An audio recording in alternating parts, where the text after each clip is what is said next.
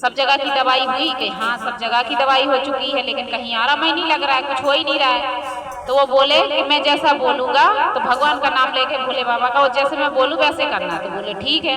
क्या तुम्हारा बड़ा भाई था?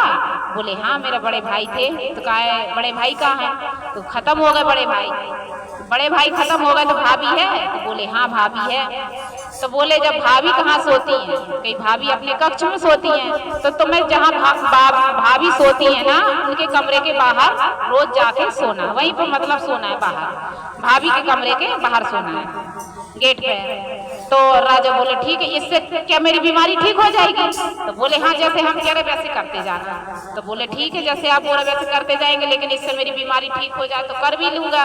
जब कहते दर्द बीमारी होती तो इंसान कुछ भी बोलता तो आदमी करने को राजी हो जाते हैं। तो वो गए तो राजा क्या किए कि भाभी के कमरे के सामने और दरवाजा के बाहर अपने आराम से चटाई बिछा के सो गए।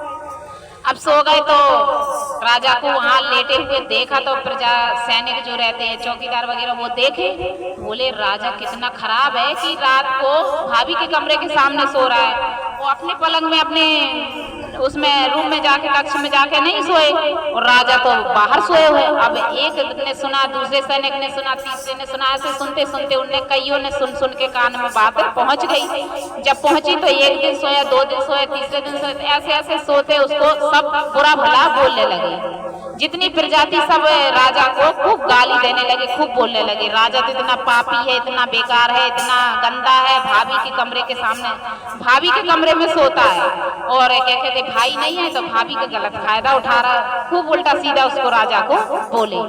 जब बोले ऐसा उल्टा सीधा सारी प्रजा बोलने लगी, गाली बोलने लगी। जब उसको गंदा संदा बोलने लगी तब उसकी जो बीमारी थी वो धीरे धीरे ठीक होने लगी। तो वो राजा गया, राजा उसके पास में, पंडित जी के पास में। जब पंडित जी के पास में गया तो बोले पंडित जी आपने जो बोला मैं तो वो कर रहा हूँ, तो मेरी बीमारी तो ठीक हो तो रही है, लेकिन ये होगी कैसे, मतलब हो किस लिए ऐसे रहा?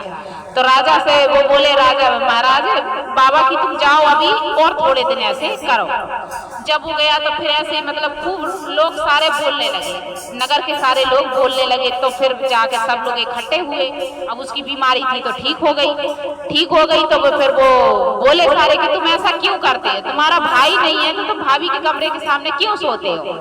तुम कितने गंदे हो, कितने हम लोग सब तुम्हारे लिए देवता समझे थे, भगवान समझे थे कि बहुत अच्छा राजा है, और तुम तो इतने बड़े पापी हो, इतना पाप करके बैठे हो।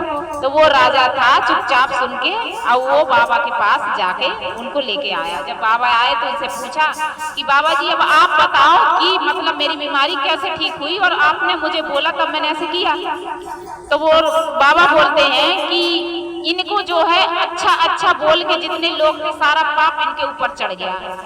सबका जो पाप था जो हमसे अच्छा बोल के इनके ऊपर चढ़ गया, अब इनको अच्छा बोल के सारा पाप इनके ऊपर लग गया। तो ये जो थे जो अच्छा सुन के बीमार हो गए। और जो जितना गाली गलौज मुंह बोल देता है तो वो पाप है जो हमारा कट जाता है। जैसे हमें किसी ने खराब बोल दिया कि इंसान खराब है तो हमारा पाप कट गया, तो ऐसे ही उसके ऊपर चढ़ जाता है। तो वो राजा को बोले कि इनको इतनी अच्छा बोल के इनके ऊपर पाप चढ़ गया था, जो प्रजा जो खराब भी थी उनका पाप इनको लग गया, जो अच्छा इंसान था वो भी और जो खराब इंसान था वो भी।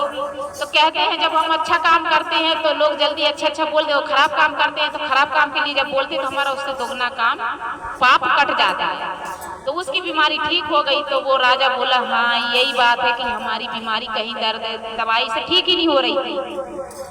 तो वो राजा समझ गया, फिर प्रजा भी समझ गई कि इस बात के लिए ये राजा सोते थे रानी के सामने कमरे के। तो वो समझ के फिर महादेव की कृपा से वो ठीक हो गया। तो सबने भोले बाबा के हाथ जोड़े, हे महादेव जैसे उस पे दया करी वैसे सब पे करना। हर हर महादेव, हर हर महादेव।